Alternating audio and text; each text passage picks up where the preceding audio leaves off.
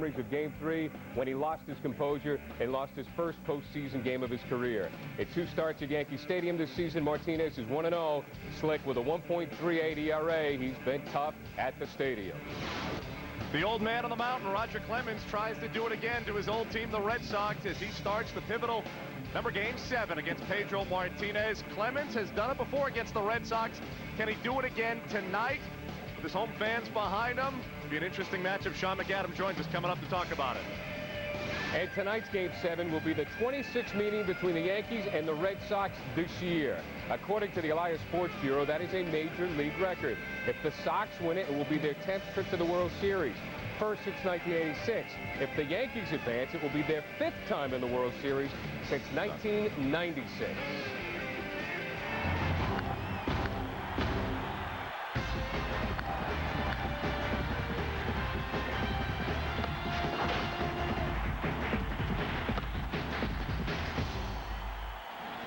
Tonight, it is the best of the past against the best of the present as far as Red Sox fans are concerned. Current Red Sox ace Pedro Martinez takes on the ace of yesteryear in Roger Clemens. Now a Yankee. In Game 3, Clemens got the win, 6 innings, 2 runs on 5 hits. Pedro the loss, 7 innings, 4 runs, and 1 hit batter. Let's hope the game itself lives up to the pregame hype. The script was written, I think. You know, that's what we were all saying today before this game. The script was written. The guys that came down and told us that those two are going to go at each other here in Yankee Stadium. They beat us at home, so hopefully we get him here, you know. So if it's like that and it's vice versa, then it's a good job. You know, we're going to go to the World Series. You know, you got 2 great pitchers. And, you know, Roger, I know he's up for the task, and I'm sure Pedro is too. And, you know, we'll have to grind like we do against Pedro. We had our backs against the wall in 3 games against Oakland, and we've had our backs against the wall here last night, and I feel nothing different in that clubhouse when I walked out of there 3 minutes ago as I felt when I was walking through the clubhouse at spring training. We were getting ready to play Boston College the first game. To tell you the truth, these guys are... Listen, many of us have wanted to see this matchup. Many a debate in a bar. Who would you rather have in a big game? For the right to play for the World Series, Pedro or Roger? Well, we'll find out who the man is tonight. Let's get back to the stadium and check in with Greg Dickerson. He's got Sean McAdam. Guys, will the winner of this game finally put an end to that debate? It certainly will go a long way, Gary, although I think there's every possibility that by the time this thing gets figured out here in the Bronx, that both pitchers could be gone. They've had a lot of innings, a pretty heavy workload, and as we saw a couple of times in this postseason, it often comes down to the last couple of innings and guys in the bullpen, not necessarily the 2 heralded starters. Sean, I got to ask you, does tonight's start by Pedro Martinez sort of define his past, present, and future existence in a Red Sox uniform? I don't know that it necessarily defines or determines whether he's going to stay here, Greg, but it becomes his signature game as a member of the Red Sox. Until tonight, I think you could say that Game 5 of the '99 Division Series, when he rides to the rescue out of the bullpen, is what most people associate with Pedro Martinez, at least as far as October. But this is different. This is go to the World Series or go home, beat the Yankees finally or go home. This is what everything is going to be measured against for past and future Pedro games. You know, guys, Pedro had a fantastic September, but in Game 3, he struggled a bit. As you know, Sean and Greg, he didn't have his best stuff through a lot of breaking pitches. Now, I'll ask both of you guys, does that mean Pedro will have some gas tonight? I mean, come on, will he continue to struggle, do you think? Yeah, Sean, you know what? I'm actually thinking along those lines. I was concerned about Pedro's last outing, or at least the Game 5 outing in Oakland, based on what he threw in Game number 1. 98 pitches in his last outing may make him a little bit more fresh. What do you expect to see tonight? Yeah, he didn't go quite as deep pitch count-wise as he had in the first 2 games against Oakland. Each of those were over 120 pitches, and a lot of stressful at-bats. So remember that 13-pitch at-bat with Uribe Durazo in Game 1 of the Division Series. That takes a lot out of you. He didn't have a lot of those at-bats in Game 3 Saturday. He didn't pitch particularly well, but it wasn't as intense an outing as the first 2 in Oakland. So maybe that leaves a little bit more in the tank for tonight, Greg. But I think most importantly, you think about everything that's at stake tonight. Everyone but John Burkett could pitch this evening for the Red Sox. So I think the message to Pedro is go as long and hard as you can. We got 9 guys waiting to help you out if you can't go any further. And Gary, I'll tell you what, I look at this baseball game and give a decided advantage to the Red Sox in terms of the bullpen. I got to think not only Pedro Martinez, but the Red Sox team in general goes into the later innings of this game with a lot more confidence with Timlin, Embry, and company possibly closing out or keeping a game close as opposed to what you see out of the Yankee bullpen aside from Mariano Rivera. Yeah, more on that coming up. Now let's talk about Roger Clemens. Call me crazy, call me a homer. I think Clemens could be hittable tonight, but I also thought that in Game 3 when he settled down after giving up 2 runs to start the contest. What do you guys think? Well, Gary, I think Roger long ago cast that reputation aside for not being able to pitch in October games. Forever after he left, he was reminded that he had only won 1 postseason game as a member of the Red Sox, Game 6 of the '86 World Series. Haunts him and dogged him for a long time. He had trouble against Dave Stewart in all those Oakland matchups in the late 80s, early 90s. Since then, though, he's been on the mound for a clinching game here against Atlanta. He's, I think, gotten rid of all that, but he's not the pitcher he was in his prime. This guy's 41 years old. He's capable of having, if not a bad game, then at least a mediocre one in which he gives up 4 or 5 runs. And in a game like this, that could make the difference. Yeah, and, you know, I think we saw it in game number 3 as well at Fenway Park, where Clemens really struggled in the first couple of innings.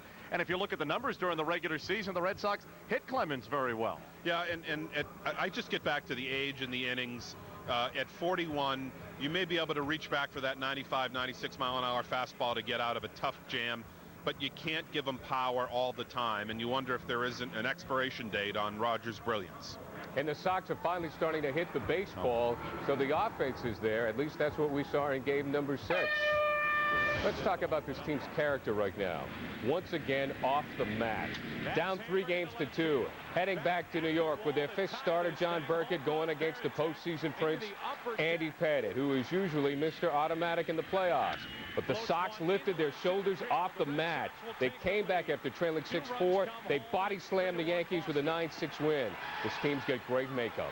Off and scored without a plane. I've never been around a club quite like this, but tonight, the way that game went down out there, it typified our whole season. The majority of our season was played just like that, and we were glad to come out on top. That's the way this team's function. I said it a lot last night, and a lot of people laughed at me, but this team just give us a chance. And, you know, we had our backs to the ball even more so after giving up a 3-run lead and then turn around being down 2 and still coming away and fighting through that game and finding a way to win. Just because we were down 3-2 doesn't mean we weren't going to get to Game 7. I mean, you gotta play these games on the field, and they're not won on paper. And as much as you want to look at matchups and you like the Burkett and Pettitte, obviously we're in New York and Pettitte's throwing the ball great against us, but you know we found a way to get a W today and advance this thing to Game 7. In elimination games, the Sox win 3 straight against Oakland, and of course the victory over the Yankees that forced a Game 7, trailing in 3 of 4 of those games. It's cliche, but this team never says die. And you know what? It never says die. And you know what, guys? No matter what happens tonight, I think the Red Sox have gotten a monkey off their back as the team that can't win the big one, or a team that's a bunch of losers. I mean, I really do, and maybe I'm just too caught up in the feeling, but with everything they've accomplished, even if they do lose tonight, I still think the fans are going to be happy with this team. Gary, I hate to tell you this, but guess what? This is still Boston. These are still sports fans. You know what, Sean? You always remember what teams did last. If the Red Sox go out tonight and lose in Game 7, it will be the ultimate, well, you know what, they won Game 6, but in the end, they couldn't win that deciding Game 7, and they still couldn't beat the Yankees. Yeah, I think I side with you on this one, Greg. There's a lot of what have you done for me lately. I think this team will be remembered fondly, win or lose tonight. They'll be remembered as a team that won 3 in a row when they had to, under pretty adverse conditions against Oakland, and came back when the Yankees thought they were going to have a coronation here last night. That's to be lauded. But ultimately, it's a results business, and Red Sox fans want a win tonight. Otherwise, they're not going to be entirely happy. Guys, it's pretty much safe to say that as Nomar Garciaparra goes, so goes this offense on a lot of occasions. 7th inning last night, the catalyst, Nomar, his triple. Let's go inside the box, brought to you by Mohegan Sun. And you know what, Sean? We saw a couple of things out of Nomar last night that, well, really we haven't seen since the month of August. Some payback for Nomar as he drove that triple, eventually scored on the error on the throw. We saw him drive the ball and hit it hard, but also, too, earlier in the ball game, Sean, we saw him go opposite field. It wasn't Nomar Garciaparra seemingly trying to pull the ball and pull it out of the ballpark, which I think he's been trying to do this entire series. Yeah, and that's probably fouled him up a little bit. He certainly did himself a favor, I think, by taking the pitch the other way. If they're You know, if they're trying to bury you inside, wait for something the other way and just flare it out to right field.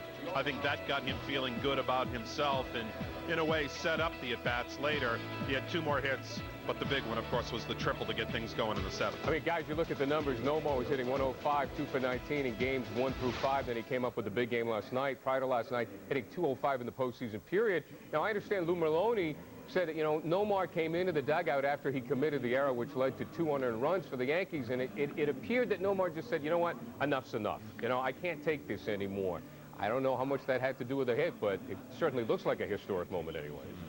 Yeah, you know, sometimes it takes that to get a guy focused. You could see him fighting himself in recent weeks. He's not having good at-bats.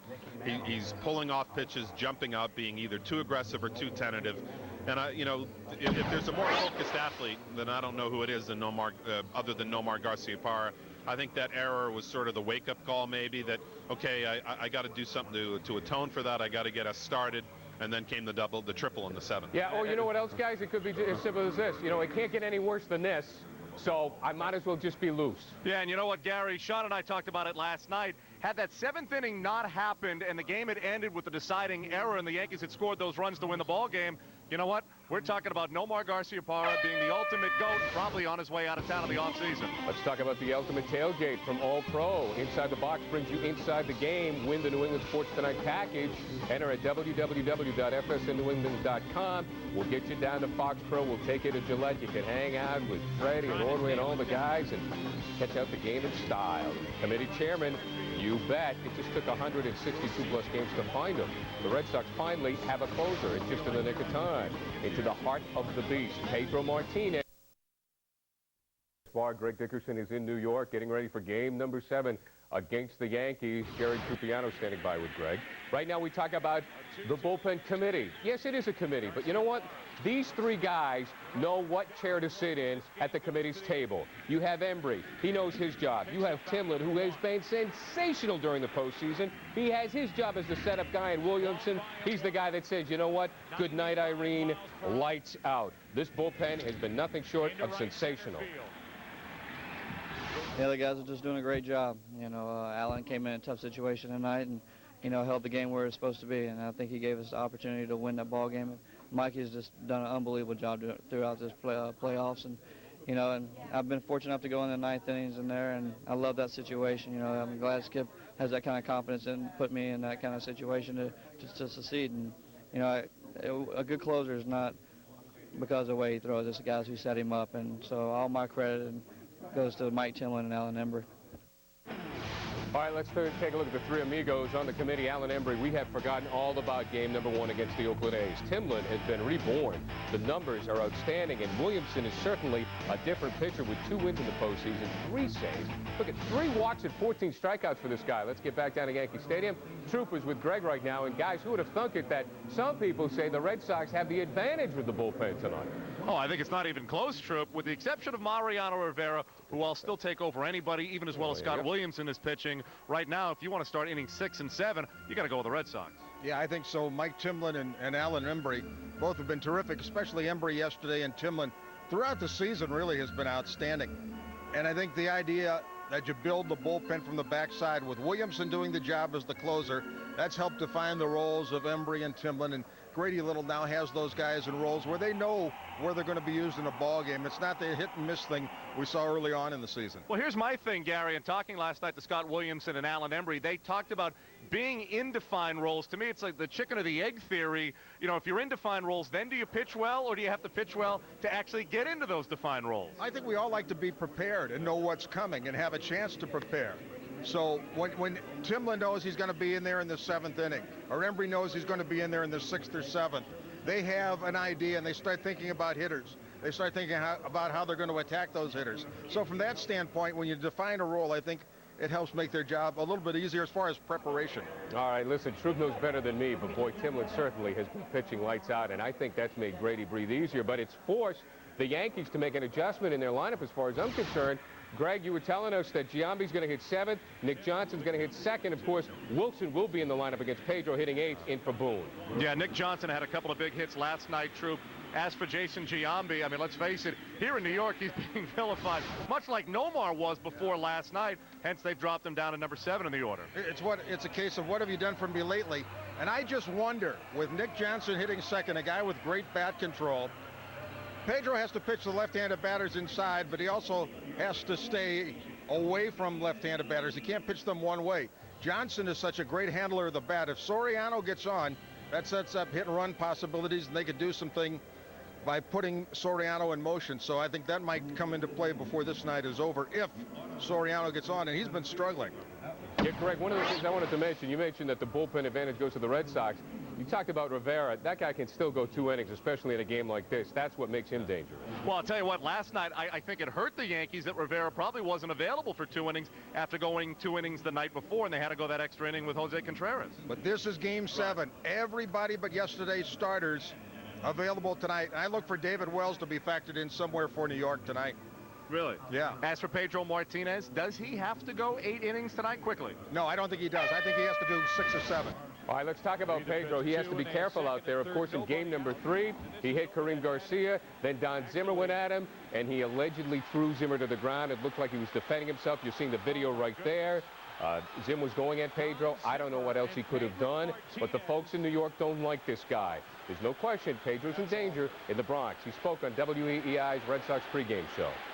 Don Zimmer. When I get off the field, well, it could get a little ugly because so many crazy fans out there and you know, crazy people that will probably try to do crazy stuff. But and I've been threatened before by fans and stuff. The last time I was here, I had a little incident where one of the fans banged on the window of the car I was riding. But at this point, yeah, I was a little concerned, but I have pretty good security, and I feel pretty good about it.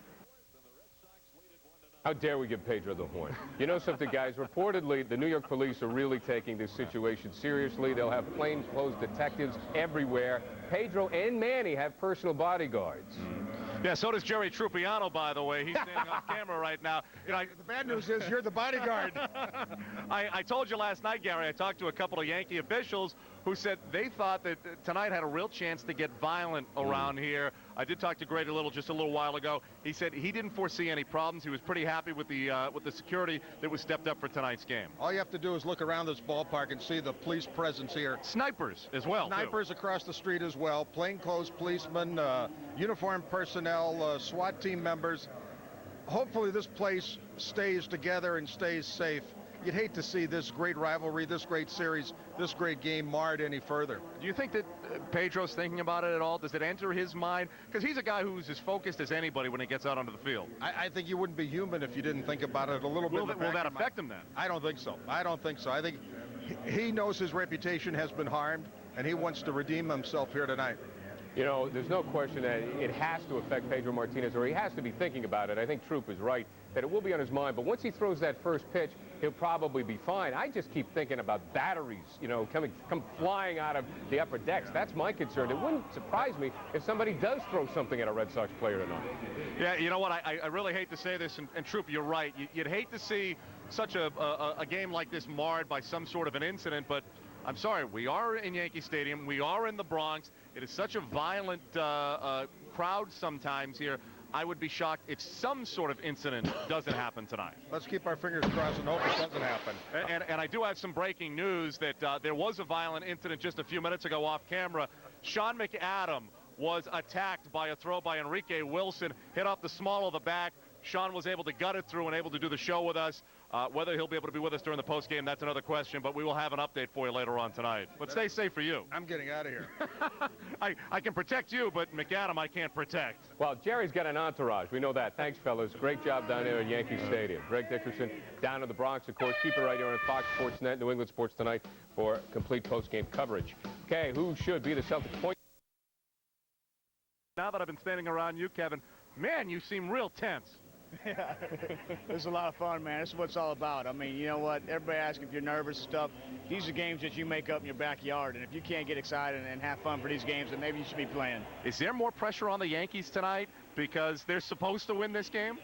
You know what? I don't know who the pressure's on, but I know one thing in our clubhouse, we're having fun, and this is what it's about. I mean, we're the team that's not supposed to be here. We're the team that, everybody's channeling these stupid little sayings, but you know what? This is a new team, and we have a lot of fun, and we have a lot of confidence in each other. What's the chant you're most sick of here? 19-8. Kevin, best of luck to you tonight. The city will not be the same. Well, Boston or New York if you guys win tonight. Hey, you got it. Best of luck, Kevin. Kevin Millar, Game 7. These guys are about as loose as can be. Grady Little said it a little while ago that he saw no difference in the clubhouse tonight as opposed to the spring training game with Boston College. All right, let's take a look at our predictions. Cowboying up. Oh, my God. Where did we get those cowboy hats? Man, of course, Slick needed a 20-gallon hat. Greg says Red Sox win 4-2. I say Red Sox 5-4. Slick, I say Nixon hits a 2-run bomb off of Clemens. How about you?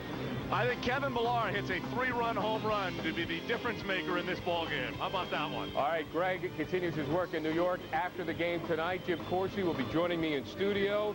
This is going to be something else. New England Sports Tonight, post-game of Game 7. Make sure you turn it on Fox Sports Net. Coming up at 10 o'clock, we'll talk Patriot football as the Red Sox take on that other Miami team. Also a fish. Alan Greenberg and Kenny Powers will be joining us. We will see you then. Transportation provided by Men of Honor. As we had the bullpen by committee, and I knew we had quality players, obviously with Ramirez and Pedro and Derek Lowe, but I didn't know how good these new guys were going to be and how well they were going to fit into this lineup. And quite honestly, for me, it wasn't until sometime probably late July, early August, where I felt that this is a team that could go all the way. And I've said all along that everything is breaking right for them. It has to the last half of the season. It has throughout the playoffs. And here we are in Game 7 against the New York Yankees. Well, you did every game. You're the Iron Man. Dennis, you and I would do the post-game show, would sit up here and sometimes after devastating losses and thinking this team cannot come back from this, but they've done it again and again. At what point did you kind of get the feeling that this was something special? Well, I mean, you can only go so far with a team that has these late inning rallies. I mean, they had the 7th inning that they were scoring tons of runs. We used to talk about it all the time. But you can't expect that like we haven't seen in the playoffs. Offense doesn't mean anything. But the resilience of this team is unbelievable. It really has been. Everybody's, come up big time, whether it's the 5th starter or whether it's the bullpen that's turned it around, or whether it's a 9th hitter hitting home runs as you don't expect. Last night, 2-run bomb by Nixon, way back. Yeah, and against Oakland, they faced 3 games in which they were facing elimination. Against the Yankees, they faced it last night. They'll face it again tonight. They've answered the call every time they've had it. Jerry, over the course of the summer, as you watch this team, is there any game that sticks out in your mind where you can say, okay, I kind of think this is going to be it? The game that sticks out in my mind is the one in Philadelphia, the makeup game, because it was the start of a very difficult road trip that the Red Sox were going on. And we flew down there the day of the game. It's when the Ramirez stuff has started to crop up. It seems like problems is going to start to take over this ball club. And I thought that was a critical win for them on that day game in Philadelphia in a makeup game. It got them off to a great start for the rest of that road trip, in which they played very well on. And I really think that, it's the first time all year they had some adversity. They had Manny pulling this stuff, and, players were not happy about it. And they kind of bonded together, and, they went out and they played good baseball on that game, and they played on the rest of the road trip. And that's when I felt like, this is a team right now that I think can do some serious damage. Because I just had a feeling at that point they could go one way or the other. It could have turned at that point. Exactly. So you had the game against Chicago right after that where they had just the 2 hits, but they were the 2 home runs against Bartolo Colon. Coming up on this special presentation of W.B. Mason's Extra Innings, Tom Caron will be live at the stadium. We will hear from all kinds of Red Sox players and executive personnel, as well as these 2 teams are geared up for Game 7 between the Red Sox and Yankees.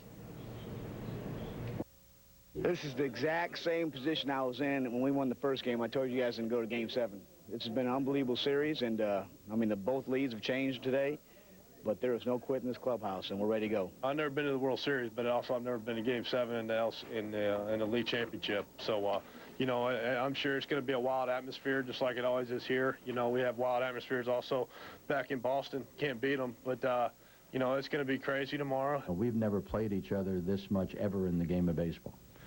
And, there's no scouting report that's going to help us beat them. We've had firsthand knowledge. And whichever way it goes, and obviously you know which way I want it to go, I think this series has been, entertaining for people and grueling for everybody who's had to play in it or watch it, because it's from the dugout, because there's a lot of pressure, a lot of tension, and I think both clubs have been handling it very well.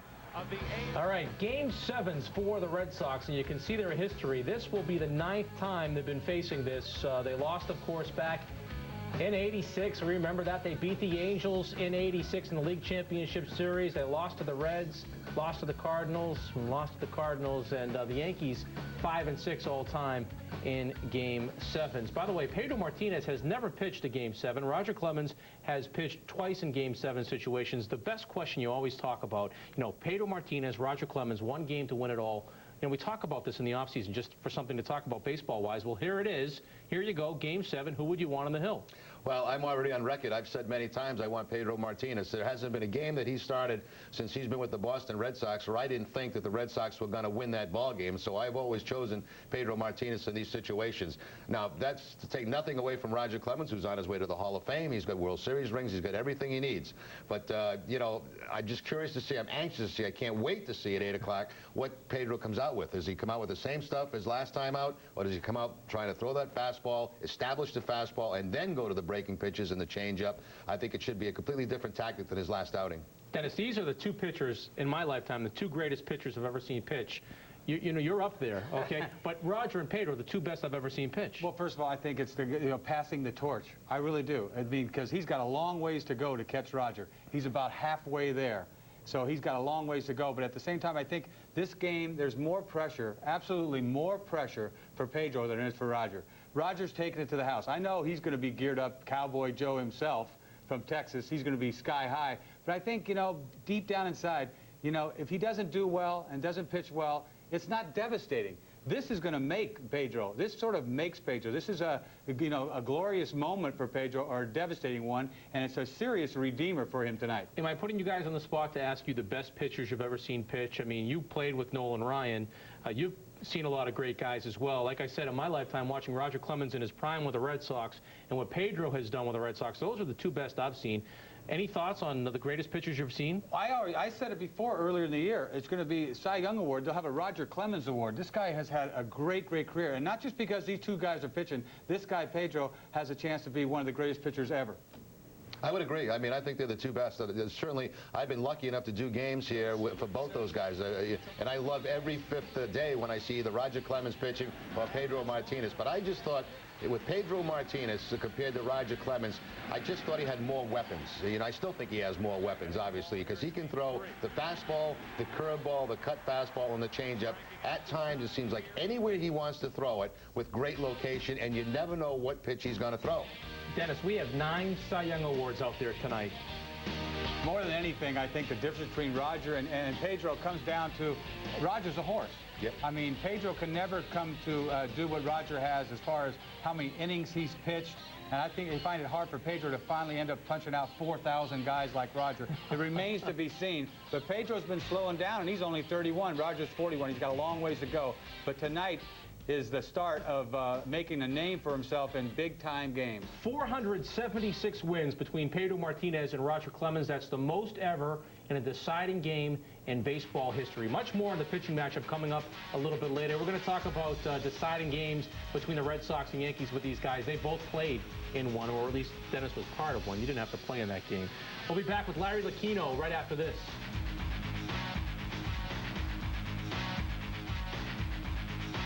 Last year, the world champions, the Anaheim Angels, they were the American League wild card, and this year the Red Sox are hoping the wild card team once again will win it all. The Red Sox and Yankees will battle tonight in Game 7 to decide who earns the right to play host to the Florida Marlins in Game 1 of the World Series on Saturday. Red Sox team president and CEO Larry Lucchino is with Tom Caron in New York. Tommy.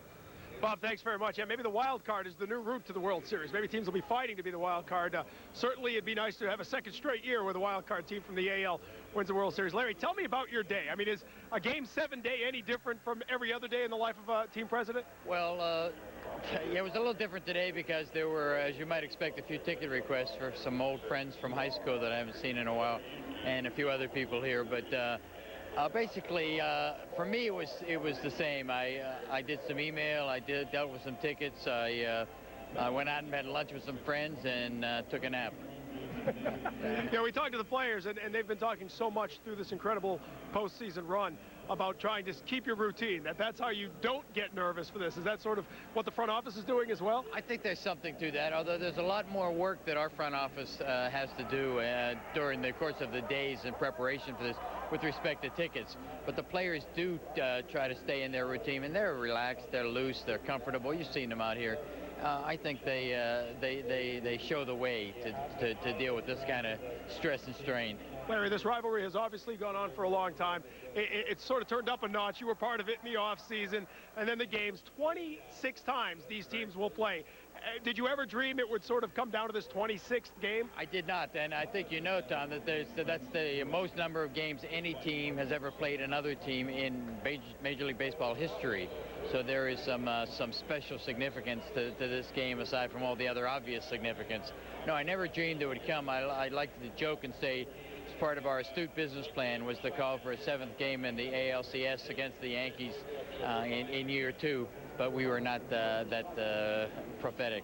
As intensive things have gotten on the field, certainly Game 3 back at Fenway and the way this series has gone back and forth, can you talk a little about the way the fans have behaved themselves? Because we talked after the game last night, Theo Epstein was saying that maybe lost in a little of this just how well the fans in both Boston and New York have been behaving through this. No doubt. Last Saturday with the combustibility at the ballpark, our fans were great. There were no arrests at the ballpark, very few ejections. It was, I think Red Sox fans, Red Sox Nation showed a lot of patience, tolerance, and good judgment. And I think the Yankee fans have been just fine here. Charles Steinberg and I came up on the subway to the game today surrounded by Yankee fans wearing our Red Sox colors and credentials. And we exchanged a few little comments here and there, but by and large it was all in good faith, good humor. The resiliency of this team on the field, we've been talking about it all year long. Last night, somehow it seemed to just get turned up a notch as they continue to just come back from any deficit. That's why I think so many of us in Red Sox Nation want to see this team win, for all the obvious reasons, and also because this particular team is so appealing. It is a tough team with a backbone. It's a team with a personality and a sense of humor, and people like these guys. They just like and admire and respect these guys. And I really hope we can get to the World Series more for these guys than for any other team I've ever been a part of. Larry, let me ask you finally, everybody I seem to speak with back in New England today, nobody's getting any work done, it seems. There's a lot of anxiety, everyone's pacing. Any advice to Red Sox Nation on how to survive these next few hours? No, I really don't have any good advice to offer. We're all citizens of Red Sox Nation, so we're all suffering and enjoying it alternatively. And I guess I keep saying to my family, enjoy the ride. Let's enjoy the ride and not be too numb to the thrill and excitement of the ride. All right, enjoy it tonight, Larry. Okay, thank you. Larry Lucchino, we'll be getting going in about an hour right now. Back to you guys in the studio. All right, Tommy, thanks very much. Yeah, just about an hour and 3 minutes for first pitch between the Red Sox and Yankees, and we talk about the curse chair. You have this whole Curse This t-shirt, which we're all going to wear tonight, by the way, because last time we all wore this t-shirt here, the Red Sox one. There you go. It's the Rem Dog t-shirt, Curse This. We even have a Yankee fan that works here that's going to wear this for us because she has to leave if she doesn't wear it during the game. That's at the RemyReport.com. We're going to be wearing them. Do you guys believe in this curse business, or is it just bad luck that the Red Sox have had? No, I don't believe in curses, and that's why I had the t-shirt made up. But we can transfer the curse to the Yankees if the Red Sox win tonight, because you think about all of the chances the Red Sox have had against the Yankees. Of course, they played in the American League Championship Series before, and they lost. They played in 1949. It came down to the final game of the season. The Red Sox and Yankees were tied. The Yankees won. And then 1978, you guys were both there, and the Yankees won that one as well. Well, that was obviously a very difficult day for us. But, you know, I think this is a little bit bigger than back in 78. And I'll tell you a little bit later why as we look at some of this film. Yastrzemski, of course, popping up here to end the ball game with a couple of men on base. And I remember the feeling. I was on base at that time and how stunned I was personally and how quiet the crowd got at Fenway Park. And have to watch these guys jump around at Fenway Park was not a settling thing. And I remember back, I'm sure the same thing when you walked into that clubhouse. It's like you just could not believe the season was over. You know, we're packed, we're ready to go to Kansas City, and all of a sudden you're taking that suitcase and you're going back home, and it was just a miserable feeling. You know, but I was just a kid. I was like 23, 24 years old, and I saw Yaz crying. It wasn't like I didn't feel badly for this club. I thought, you know, this is going to happen every year. You know, so when you talk about the curse, You know, back then, I could care less about the curse. I think a lot of players are the same way. That's more for the fans. It really is, because they're waiting around biting their nails. The players have something to do with it. And you don't even think about curses. That's about the fans, and that's about the media. And believe me, the players don't think that at all. They're just thinking about themselves and trying to get it done. But to me, from a fan's perspective, you win tonight in Yankee Stadium, Game 7 to go to the World Series. And that erases 1978 in my mind. I mean, that erases it. You're going to the World Series. 78, you guys were on your way to play Kansas City. I thought the Red Sox and Yankees were the two best teams in baseball at that point. I thought whatever team was going to win that game would win it, but you still had a way to go. Win tonight. You're hosting the Florida Marlins on Saturday. Well, I think this is bigger because, first of all, yes, a win tonight takes you to the World Series. And I think the other thing to keep in mind is, even though Red Sox Nation has always been very passionate, no more passionate they've been, I said, for the last 5 or 6 years. Even in '78, if you might remember, the last when September and kids are going back to school, we didn't have a full house at that ballpark every day. There were plenty of seats available down that right field line and some in the bleachers, you know, unless it was a weekend game. This has been totally different here over the last 4 or 5 years. You can't get a ticket to games at Fenway Park. And I think the passion right now is greater than it's ever been in Red Sox Nation. I really believe that. They're just doing games for the last 16 years and watching how this crowd reacts, how they've accepted this team, how this team has accepted the city. I think it's a totally different atmosphere than back in '78.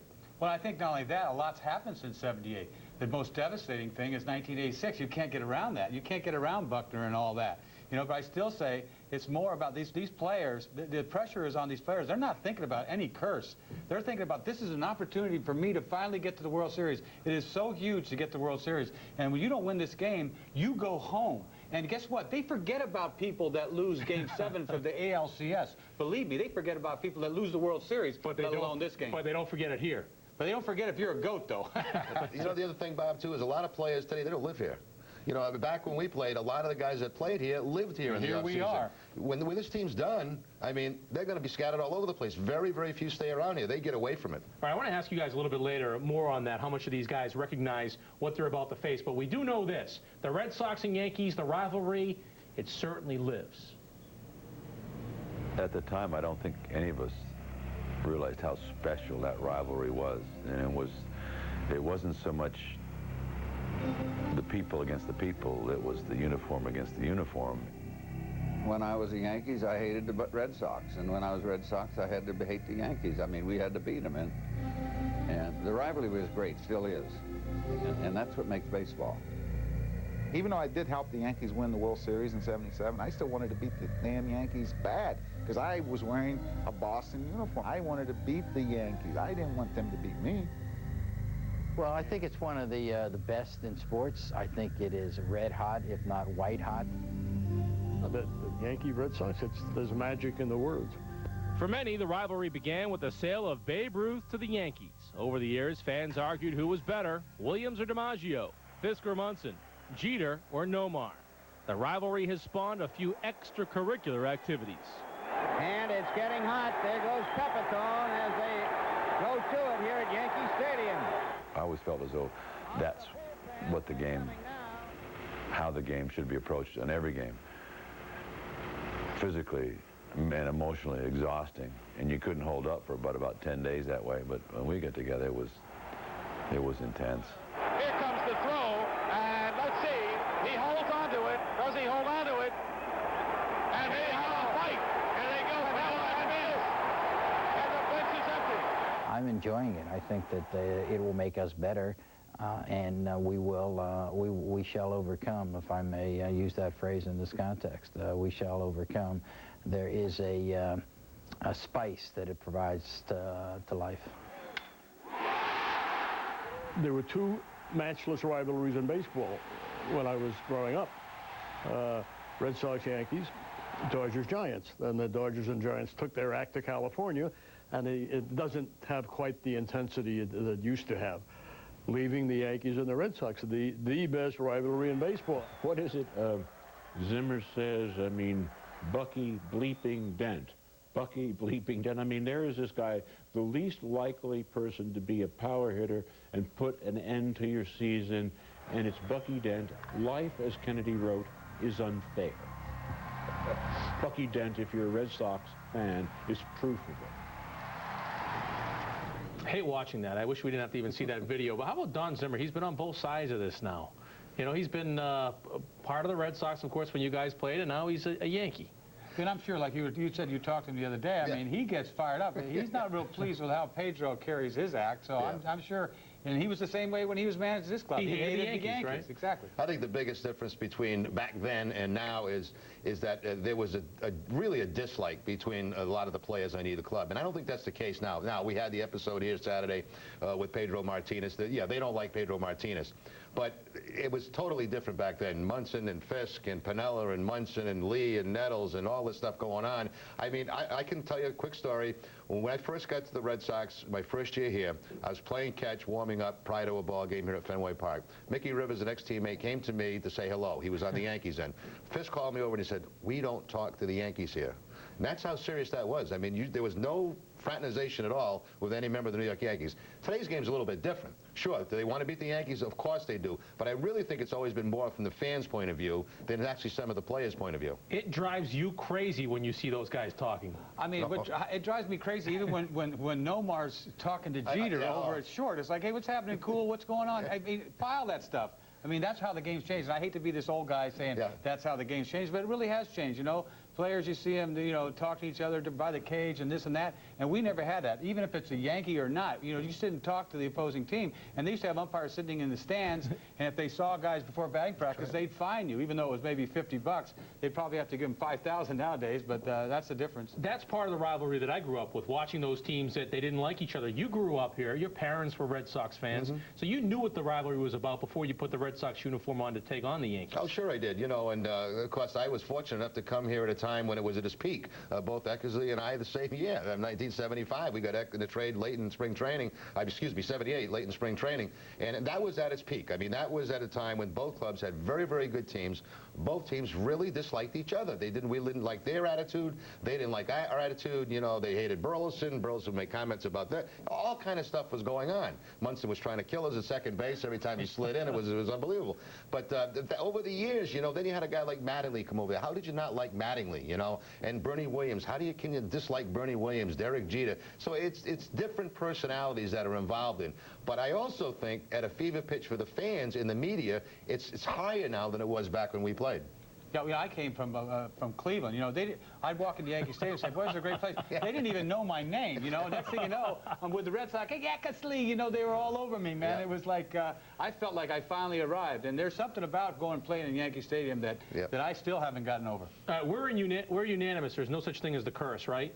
Yes. No curse, right? Curse. Yes. Well, Dan Shaughnessy, he had the curse of the Bambino. He is in the Bronx at the stadium, ready to write his next chapter, I assume, but maybe it will be a happy chapter, Tom Caron.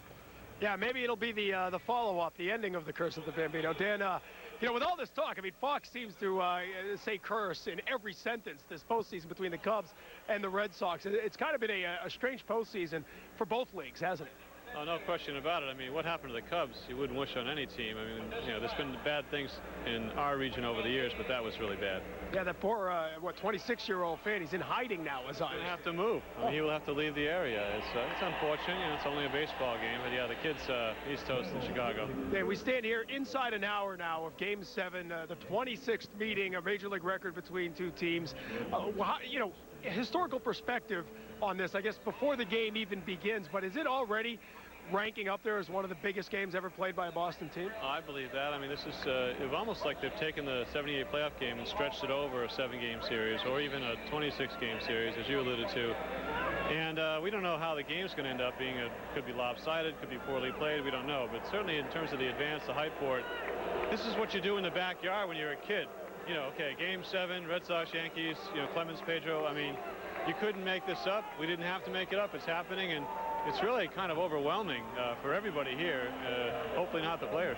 And this year of all years, I mean, a year that started with the evil empire talk from Larry Lucchino and the battle over Jose Contreras and the alleged broken furniture. I mean, for that to happen in the winter and to finish here in October is really sort of mind-boggling. Exactly, Tommy. Everything's sort of been ratcheted up this year with the rivalry and the hard feelings that the Red Sox have for them, that the Yankees now have for them, and all the stuff that happened in the game on Saturday.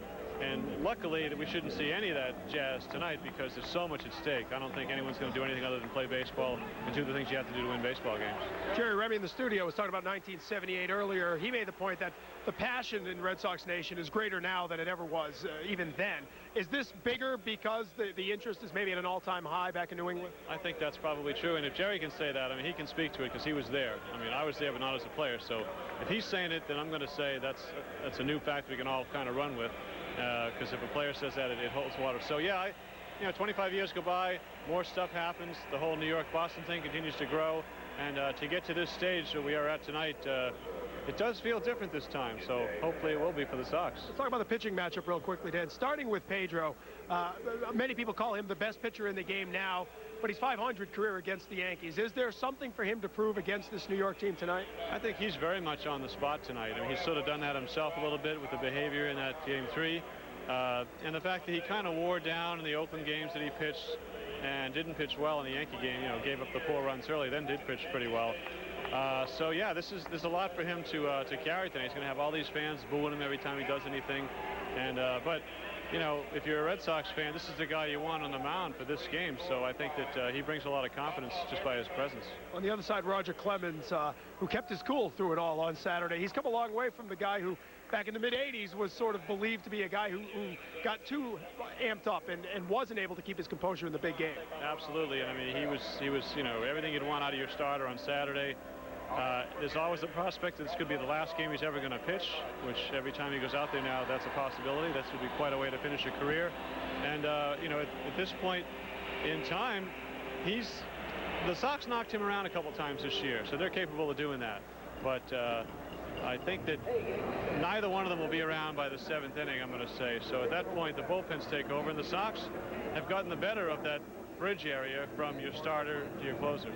Let me ask you finally, Dan, I mean, they led to us by unanimously agreeing there's no such thing as the curse. We've talked about what happened to the Cubs already last night. What could happen tonight where does it go from here in a game like this? Yeah, Joe Torre said a good thing last night after the game. He said, I just hope that it's a nice, clean game and baseball, and there's no like weird play or goofy error or some stupid thing that gets hung on a guy. And I think that, you want this to just be one team is victorious. You don't have some goat or some disaster for the other team. So it feels like this, there's a lot of good feeling toward the Red Sox, I think, in New York and certainly in New England right now because of the way they came back last night. All right, great idea. Just a nice, simple baseball game between these two teams. We'll see if it happens in just a little bit. Guys, back to you. Tommy, book burning time tonight. Curse of the Bambino, gone. I'll get an autographed copy for you, Bob. All right, there you go. Tom Caron alongside the Boston Globe's Dan Shaughnessy. Up next, Jerry Remy, Dennis Eckersley. They'll tell us where the pressure lies tonight, Pedro Martinez or Roger Clemens, and we'll look back at how we got here to Game 7 as you're watching W.B. Mason's Extra Innings on Nestle. $1,000 cash back or 0% financing on Super Duty. Truck season going on now at your New England Ford dealer. Can you beat 2? Hi, I'm John Scherer, CEO and founder of Video Professor. Well, I'm the one that makes computer learning quick and easy with these CD-ROM lessons from Video Professor. I'm so confident that my product will work for you that I'm going to send you any one of our $60 lessons absolutely free. If you're serious about learning to run the computer once and for all, try my product. To get your free computer learning CD, you must call now. Call 1-800-680-7980. I'm Ronnie Deutsch. I have settled IRS tax bills for only $20. $20. Ronnie was able to help us settle this debt for only $20. Saved me $34,000. Saved me $10,000. When she says that she can settle this for pennies on the dollar, she absolutely means it. If you wait, you can lose your chance to settle for $20. Call the law offices of Ronnie Deutsch at 1-800-895-9922 for a free and confidential tax analysis. Call 1-800-895-9922. Well, the Red Sox and Yankees in the American League Championship Series, you wouldn't want it any other way. Tim Wakefield was outstanding in Game 1, leading the Red Sox to the 5-2 win. The bats started to come alive a little bit. We got good pitching from Wakefield and all those guys coming out of the pen, and everything fell right into place tonight. Red Sox had a chance to come back to Fenway Park up 2-0, but Andy Pettitte, who was on the ropes early, ended up settling down, got some help from the Red Sox, who ran themselves out of one inning, and from there it was all Andy Pettitte, as he was solid for the Yankees. The team played great. Defensively, we were great. You know, some big hits when we needed to. Game 3 was not a gem, but it will be remembered for quite some time. All of the hysterics, Pedro Martinez throwing over Kareem Garcia, that got it started. Manny Ramirez went after Roger Clemens just a little bit, and we'll never forget what happened between Pedro and Don Zimmer as well. Certainly not a pretty sight at Fenway. I don't think there was any question in my mind. I know there's no question in my mind that Pedro hit him on purpose. Game 4, the Red Sox even it up at 2 games apiece as Jason Varitek comes out of the bullpen to pinch hit. Didn't get a hit, but he uses the legs to motor down the line, beats out this double play ball and insurance run. The Red Sox would need. The series was tied up at 2. I thought that was the biggest play of the game, and him rushing in from the bullpen at that time, I think it more than got his legs loose enough to do just that. But he was hustling. He always hustles. Sox had a chance to grab that 3-2 lead in Game 5. David Wells against Derek Lowe, but it was the portly lefty out-dueling the Red Sox sinker ball pitcher as he was in command. Said he doesn't like to pitch at Fenway Park usually, but on this day, he gives the Yankees the 3-2 lead, 1 win away from advancing to the World Series. Well, this team's had their back against the wall. I mean, that's the way this team got to the playoffs, is facing adversity, staring it right in the face, and coming out the next day and playing. Well, this has been a team that has thrived on pressure all season long. Game 6, no exception. They fall behind, but they come back and take the lead when Johnny Damon draws the bases-loaded walk. And still more offense as Trot Nixon goes with the top deck tall jack to give the Red Sox the cushion and push them to a decisive Game 7 tonight. You know, I'm sure it's going to be a wild atmosphere, just like it always is here. You know, we have wild atmospheres also back in Boston. Can't beat them, but you know, it's going to be crazy tomorrow, and there'll be a lot of hype with the 2 pitchers out there. But in the same sense, they're just going to get out there and swing the bats and be aggressive. And it's perfect. It's perfect for Red Sox fans. Game 7 with Pedro Martinez on the hill. The Yankees seemingly in the driver's seat as this series went back to Yankee Stadium. Joe Torre, though, as you look at the lineup for the Yankees tonight, you think he might be panicking a little bit because he really juggles this lineup in a very big way tonight. I think he's doing something smart. He's got Giambi out of the 3 spot. He's got him down in, I believe, the 7 spot in the lineup tonight. And if you look at the top of the lineup, Soriano has big problems against Pedro, but Johnson does okay against him. Jeter is decent against him, and Bernie Williams has also done pretty well against him. So you got 3 guys in a row at the top of the lineup that you hope to get 5 at-bats in this ball game. Giambi's really killed him in this series. I mean, he's done nothing against the Red Sox with the exception of that home run last night, but he struck out in a key situation, so he has dropped him down. And then behind him, they got Enrique Wilson, who also has had good success against Pedro. Not in Game 1 that he faced Pedro here, but over his career he has. So that's a courageous move, obviously, by Joe Torre to slip him down in the lineup, but you can't do it unless you get the okay probably from Giambi, and Giambi's probably the type of guy who said, look, I'm not doing anything. Go ahead and put me 7th.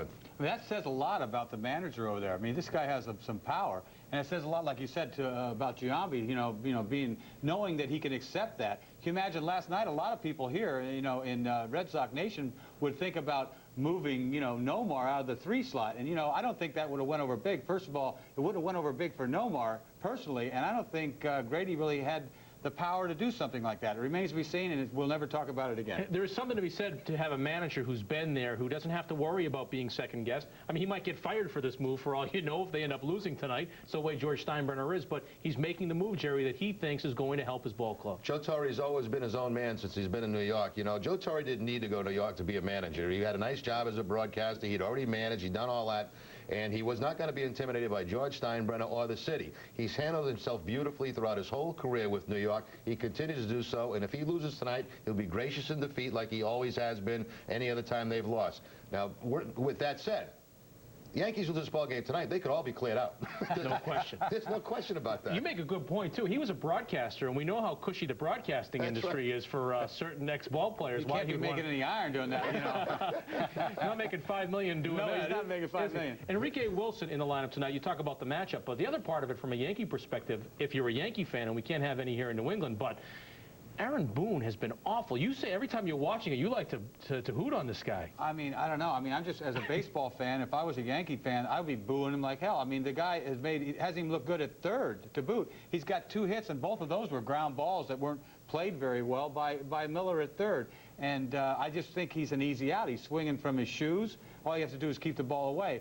But, you know, I mean, the guy's got some power, but I'm not big on him. It was shocking last night, actually, that Joe Torre let him hit late in the ball game. I was surprised, you know, and I didn't see a lot of him in the National League, and he had some very good numbers. But what I've seen from him in the American League is that he is just a one-pitch hitter, a fastball middle of the plate, and that's what he looks for all the time. He's had big-time troubles with the pitch away, and he's got no chance against Pedro Martinez. So you've got to make the move of putting Wilson in there. How about Pedro Martinez tonight? We watched him in the first game that he pitched against the Yankees, threw all those breaking balls. I heard Pedro speaking. He talked about he didn't really feel it, didn't know if he was holding back, trying to go 8 innings, whatever he has to do.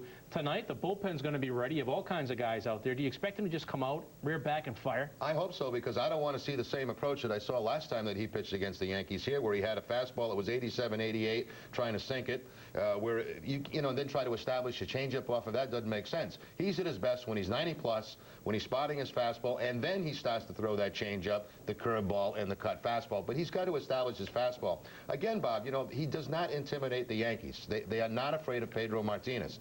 And the fact is, though, if Pedro Martinez is on, the best guy I ever saw Pedro pitch was against the New York Yankees a few years back when he gave up that 1 home run to Chili Davis and was lights out after that. So he's capable of that kind of ball game.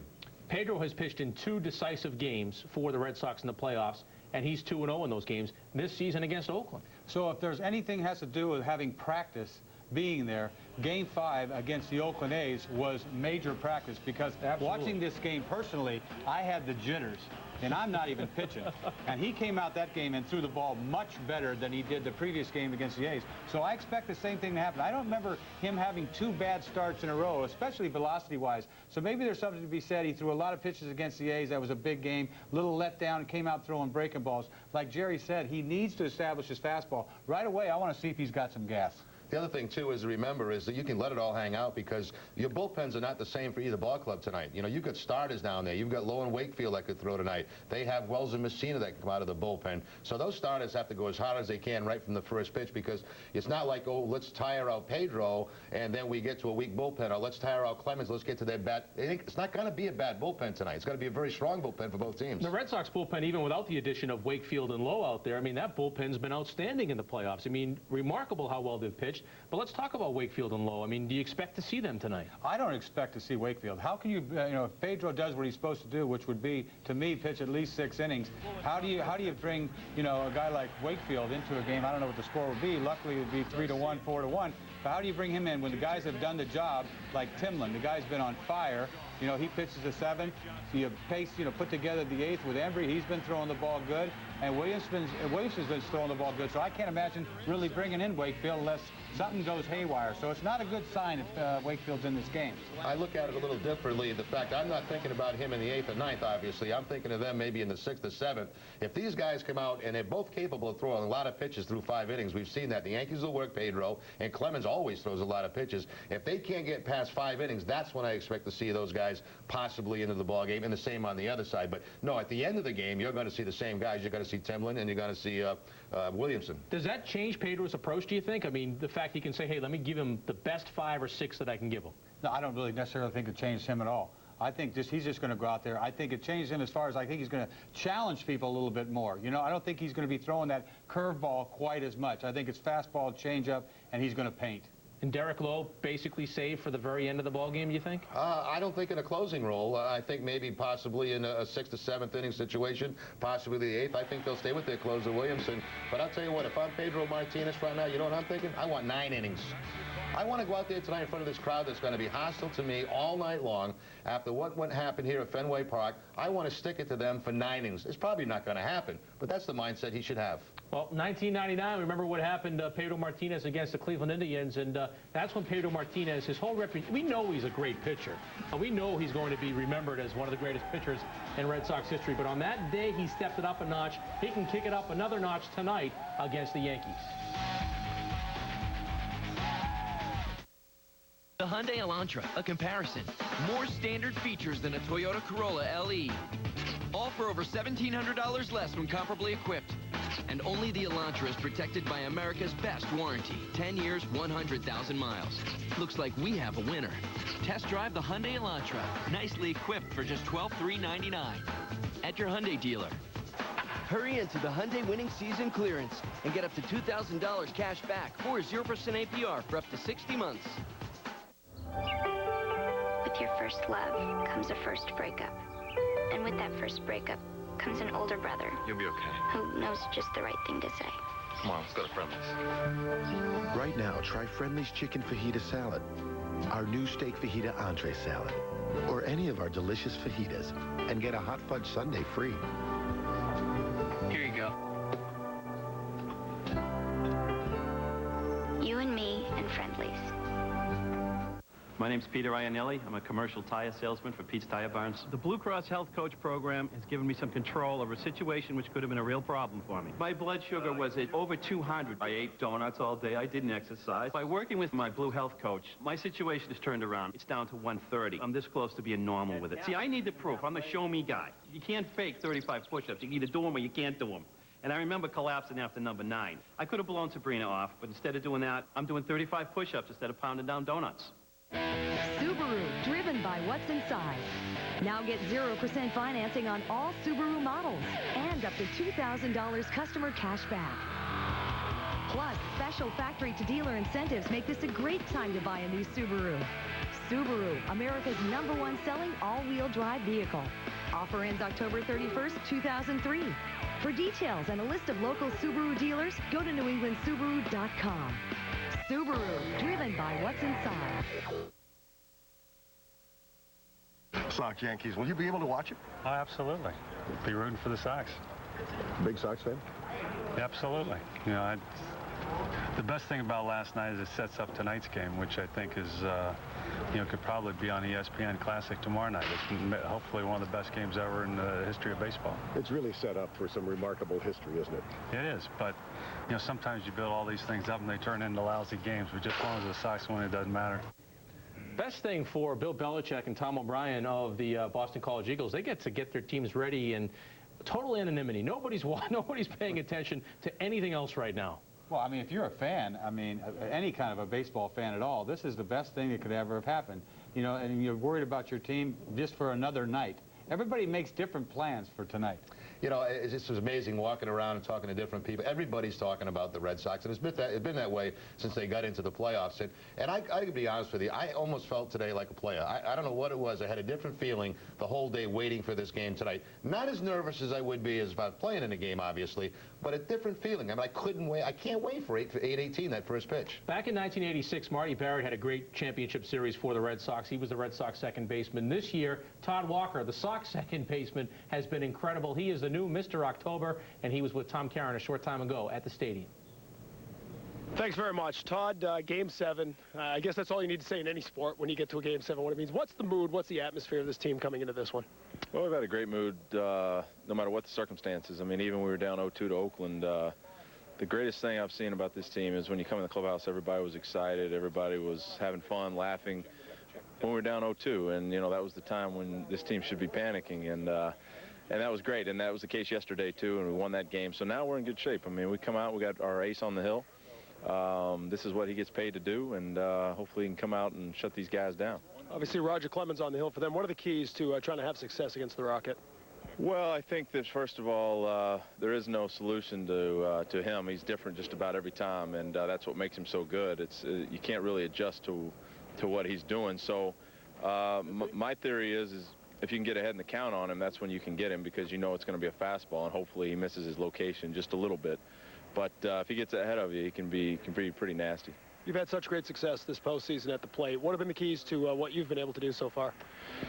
Well, number one, just stay pretty focused. You know, I think that's been a good key for me. Number two is getting some good pitches to hit. I mean, you can feel as good as you want at the plate, but if you're not getting those pitches that miss location, then you're not going to hit them. And I got pitched pretty good last night, so that's why I know that there's a little bit of a difference. I felt pretty good last night and barely squeaked out a hit, but you got to get some good pitches to hit, and now we got, as an entire offense, we're rolling pretty good, and so that's a good sign. That team got going last night. The offense got going last night, and it seemed like throughout the clubhouse, even as the hits were tough to come by, that there was a definite confidence that it was just a matter of time as the series went on, the offense would open up. Well, that's kind of how we felt all year long. I mean, we've been through periods when everybody hasn't been swinging the bat that well, but we continue to stay confident, and we got a couple guys that carry us through a few games, and then everybody picks it up, and then the roles kind of reverse a little bit. That's just how the game is, and we've got way too many good hitters in this lineup to struggle for that long, and now we're busting out the right time. Hopefully we can get out a very good pitcher tonight in Roger Clemens and carry that on into the World Series. Talk to me a little about the job your bullpen's been doing. 2 earned runs in some 15 innings of this series alone. Obviously, it's a bullpen that at times struggled during the regular season, but has become as big a strength as you have right now in the playoffs. Well, I think, again, it has to do with a lot of focus. You can struggle during the year at times based on the fact that it's a long season, or, there's a lot of factors that factor into something like that. But at this time of the year, you really find what people are made of. And you see guys like Williamson and Timlin and on down the line, the guys that have been coming in for us and doing the job, you see what they're made of. And it's just been incredible to watch. That's why we're winning, is because guys like Wakefield go out and do what they've done, Derek Lowe, and then our bullpen comes up and does their job. I mean, these games aren't going to be blowouts. We wish they were, but they're not. And so when you got guys that come in and pitch the way we've had our pitchers pitching from day one of these playoffs, we're going to be in a situation like we are, and that's winning games. Todd, let me ask you finally, a lot of people watching this had a tough time concentrating at work today, a lot of anxiety back in New England, excited about this game. You guys have kept your composure, Shu. A little advice, I guess, for people at home, how to get through this game. First of all, I've watched games being a fan, and it's much tougher as a fan than it is as a player because you don't have much else to think about except what's going on in the game. But as a player, I mean, you've got so many other things on your mind that you can't really concentrate on the nerves or about anything else. You got to concentrate on what it is you have to get done. And so fortunately for us, it's a lot easier out there on the field. And the bottom line is, hey, we want to win worse than anybody in the world. But if we go out and do the best we can, that's all we can ask for. And that's what we've been doing, and it's been working out so far. So hopefully tonight it'll work out also. All right, Todd, good luck tonight. All right, thank you. Todd Walker with us as we get ready for baseball. Let's go back to Boston. All right, what are your favorite nicknames for people? Is Cool? Hey, Cool, how are you? Cool. He's called me Cool. The Red Sox are acting cool, aren't they, Jerry? They're acting like there's no pressure here. Let me tell you something. I'm not buying any of it.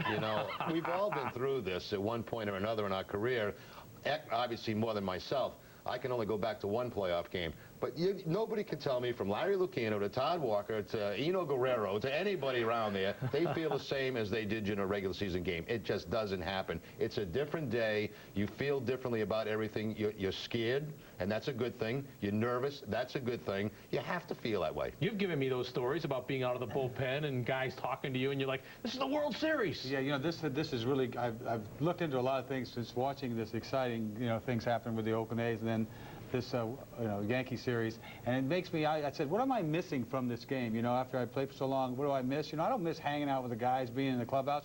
I miss this.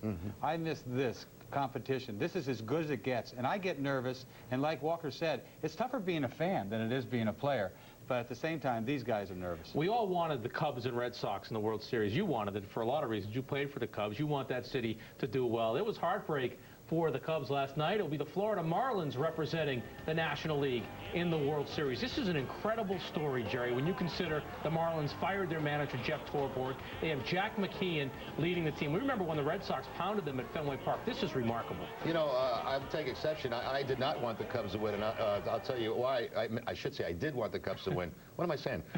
Because I think the Marlins are a better team, and whoever goes on into the World Series, whether it be the Yankees or the Red Sox, are going to face a better team in the Marlins than in the Cubs. Even with the pitching that the Cubs had. Even with the pitching. Look at Wood last night. He's still, he's still not playoff tough. I think, last night, get too many runs in a playoff game for a guy as good as him. But I was looking at an old lady in the stands last night, and she was crying, and I really got into it. I mean, I played in that city, and you got to know that from coming here and living in Boston. Yeah, living in Boston. If you don't feel that emotion that they're feeling, how upset they were, I couldn't help but just pause last night and watch and saying, this is generation after generation. They may never get another shot. This lady had to be 80 years old, so I mean, you can't help but feel for her. They're going to get another shot, though, because that pitching's too good. It's going to mature. It's true. It's going to mature. Now, we have Bill Buckner in Boston. Poor Bill Buckner. He should be in the Hall of, well, he shouldn't be in the Hall of Fame, but he's a borderline Hall of Fame candidate, almost 3,000 career hits, had a brilliant career. He's the GOAT. In Chicago, the GOAT, though, is a fan. This poor guy who interfered with the ball in Game 6. The Cubs were in command. They're up 3-0 with 1 out. This would have been the second out of the inning. And this poor guy right now He can't go anywhere in Chicago, Dennis.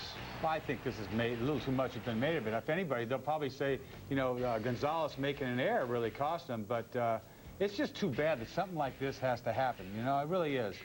It's a normal reaction from any fan at the ball that's hit, you know, down the line. It happens here at Fenway Park. It happens in every ballpark, and that, you know, a player goes over to catch a foul ball. Everybody's trying to reach for the baseball. It's a souvenir. And it just happens to be in Chicago where they have, what is it, the Billy Goat curse or something? Yeah. I don't know. But, you know, I feel bad for the kid. It really bothers me. Look at this guy. He's got his Cubs hat, his Cubs shirt. He's listening to the game on the radio. He went to the game by himself, bought the ticket. He loves the Cubs. He'd do anything for the Cubs to win, and like you said, Jerry, it's a reaction, but in Chicago, I guess we'd probably react the same in Boston because he took it away from the Cubs. Let's take a break. We're going to get ready for baseball in the American League Championship Series. Who will take on the Florida Marlins? Will it be the Red Sox or Yankees? We'll have more analysis next.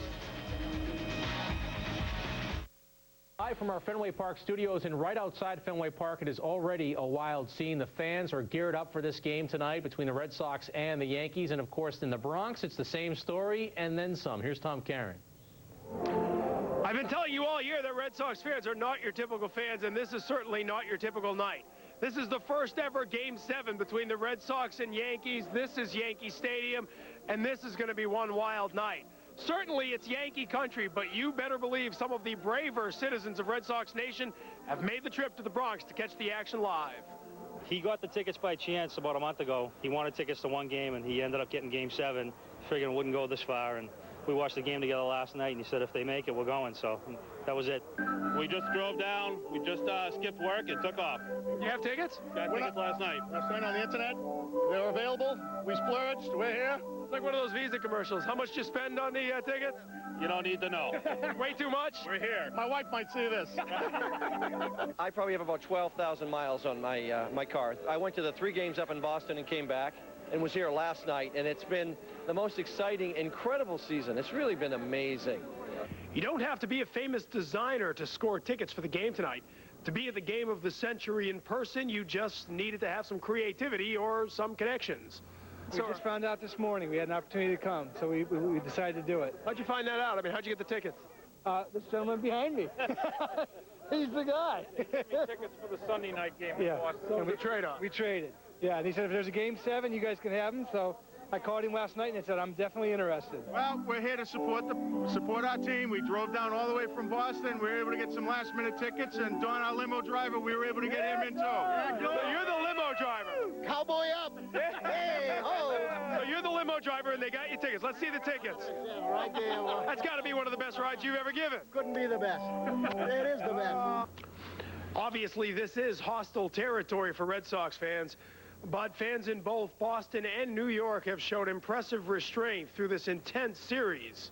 Really, you know, this series has been terrific, and I think that it's been such a great series, and the teams have played so well, and the fans have behaved themselves so well that the events of Game 3 are really fading into the background, and hopefully it will be long forgotten, and all we'll look back on is a great series with a great Game 7 victory for the Sox. Oh, what a night it's going to be. Pedro Martinez, Roger Clemens, predictions. I've been wrong in every prediction I've had in this series so far. So then pick the Yankees. You better pick Clemens. I'll take Clemens.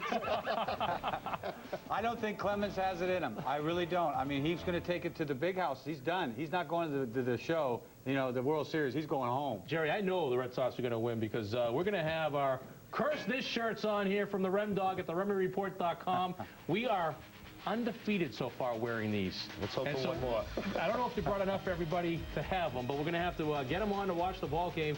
Hey, we'll see you after the ball game here in WB Mason's Extra Innings. Lots of post-game reaction. The celebration from the stadium, you'll have it on Nesson. Enjoy the ball game, everybody.